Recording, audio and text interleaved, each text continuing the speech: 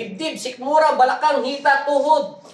Pag sinabing insekto na pag hinawakan mo siyang mabaho, mabaho siya, naamoy ko siya, kung saan gumagapang yun. Kaya nilalagay ka sa loob ng oven para wala siyang ligtas. Yan. Nawala na. Nawala na yung power. O, di ba? Wala na. Tapos na. O, umiyak ka pa ba? Masakit pa ba? O, masakit pa. Umiyak ka, sayang iyak. Panalo ka na. Tingala ka. Huwag ka titilat. Tingala. Sandan. Ayusin yung buhok sa dulo. Ilagay sa likod. Lahat ilagay sa likuran. Sa likuran. Yan. Bitaw bitawin yung kamay. Mas mainit to pe ha, kasi pupersa kami ng energy na malakas kasi para lumabas sa katawan mo ha. Pag dumikit ito, sasabihin mo, thank, amen, in Jesus' name. In Jesus' name, in Jesus' name, amen. Humanda ha. Yan. Ready na ako.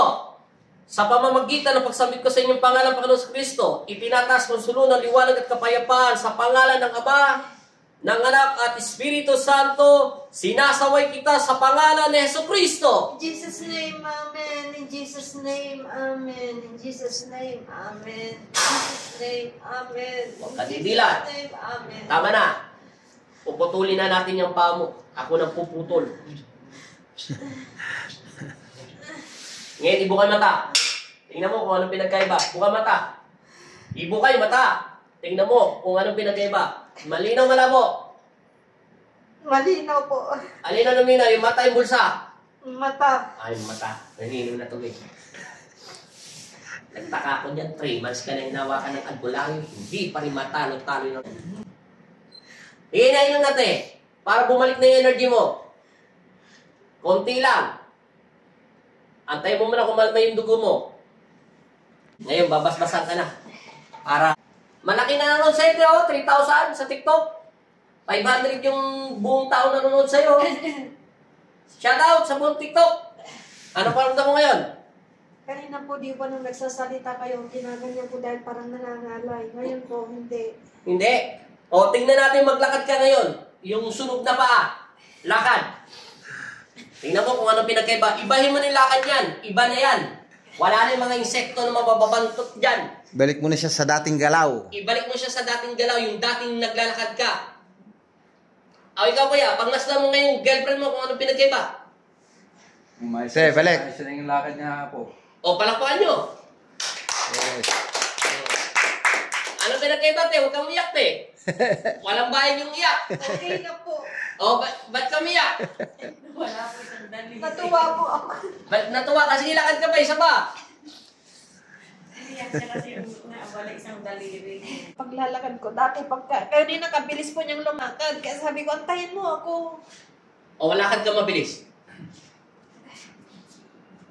Normal na yung lakad niya. Normal na yung lakad. O, palakpakan mo na kaya. Paano siya maglakad, kuya? Kanina bago kayo pumunta rito. Tayo ka, kuya. Paano siya Sige. maglakad? Kasi asawa mo siya. Ikaw Di mo mo siya. sa kanya, eh. Yung lakad niya po mabagal. Mabagal lang po yung lakad. Nag-slow mo. Slow motion. Kaya ang ate, anong lakad mo ngayon? Maano po yung pakiramdam ko gumaan. Sabi ko sa'yo eh. Yung alay kanina nga po, nung nakikita ko ni Rada, tinatawanan ko niya ako kasi panay yung ganun ko habang nagsasalita ko kayo rito. Tinataas ko yung ginagano ko siya. Nakita ko niya. Pinagagalaw na ng kalaban mo yung sa talampakan mo dahil masasaktan na sila. Super kirot, ganyan. Masanggi lang po ng kahit na anong klaseng damit. Parang ang sakit. Yun ang pakiramdam ko. Ang laki ng sugat ko. Pakidampot mo kaya. Ayan, ngayon lang po na po natanggal. Teka lang. Diba sabi mo pa, nagsusumba ka, pag sinabing tumalon, hindi ka Hindi po ako tumatalon kasi. try mo nga, tumalon-talon ka ng konti. Anong pinagkaiba? Nakakatalon po ako, pero pagka sabing talon-talon, ganun lang ako. Ay, Lunes po talagang nagsusumba ako, kasama po yung kapatid niya. Silipin mo na yung sugat mo doon, upo ka muna. Pag nasdam na yung sugat mo, kung anong pinagkaiba. May pinagkaiba dyan. Buksan mo. Yun nga po, nung pag-upo ko dyan, bakit natukla?